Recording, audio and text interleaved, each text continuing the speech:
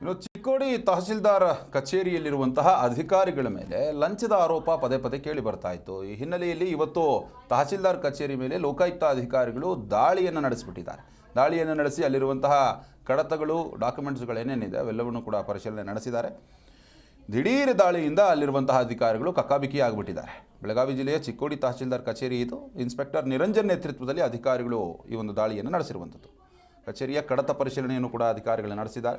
Tahsildar CS Kulkarni ಅವರಿಂದ ಮಾಹಿತಿಯನ್ನು ಕೂಡ ಪಡೆದುಕೊಂಡಿದ್ದಾರೆ. ತಹಸೀಲ್ದಾರ್ ಕಾರ್ಯವೈಖರಿ ಕುರಿತು ಸಂಪೂರ್ಣ ದಾಖಲಾತಿಗಳ ಪರಿಶೀಲನೆ ನಡೆಸಿರುವಂಥದ್ದು.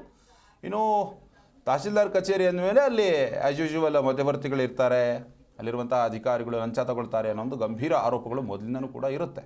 ಈ ಸಂದರ್ಭದಲ್ಲಿ ಲೋಕಾಯುಕ್ತ ಅಧಿಕಾರಿಗಳು ಈ ದಾಳಿ ನಡೆಸಿ ಬಿಸಿ ಮುಟ್ಟಿಸುವಂಥ ಕೆಲಸ. ಲೋಕಾಯುಕ್ತ ಅಧಿಕಾರಿಗಳು ಏಕಾಏಕಿ ದಾಳಿ ಮಾಡೋದಿಲ್ಲ. ಇದರ ಹಿಂದೆ ಸಾಕಷ್ಟು ಪ್ರಿಪ್ರೇಷನ್ ಕೂಡ ಇರುತ್ತೆ, ದೂರುಗಳು ಕೂಡ ಕೇಳಿ ಬಂದಿರುತ್ತೆ. ಯಾವ ಟೈಮಿಗೆ ದಾಳಿ ಮಾಡಬೇಕು ಅನ್ನೋ ಒಂದು ಲೆಕ್ಕಾಚಾರದಲ್ಲಿ ಏನೆಲ್ಲ ಕೇಳಬೇಕು ಅನ್ನೋ ಒಂದು ಲೆಕ್ಕಾಚಾರವನ್ನು ಇಟ್ಕೊಂಡು ಕಂಪ್ಲೀಟಾಗಿ ಅವರು ತಿಳಿರ್ತಾರೆ. ಸದ್ಯಕ್ಕಂತೂ ಲೋಕಾಯುಕ್ತ ಕಚೇರಿ ಏನಿದೆ, ಒಂದು ಲೋಕಾಯುಕ್ತ ಕಚೇರಿ ಮೇಲೆ ಕಚೇರಿಯ ಅಧಿಕಾರಿಗಳೇನಿದ್ದಾರೆ ಅವರು ದಾಳಿಯನ್ನು ನಡೆಸಿ ಪರಿಶೀಲನೆ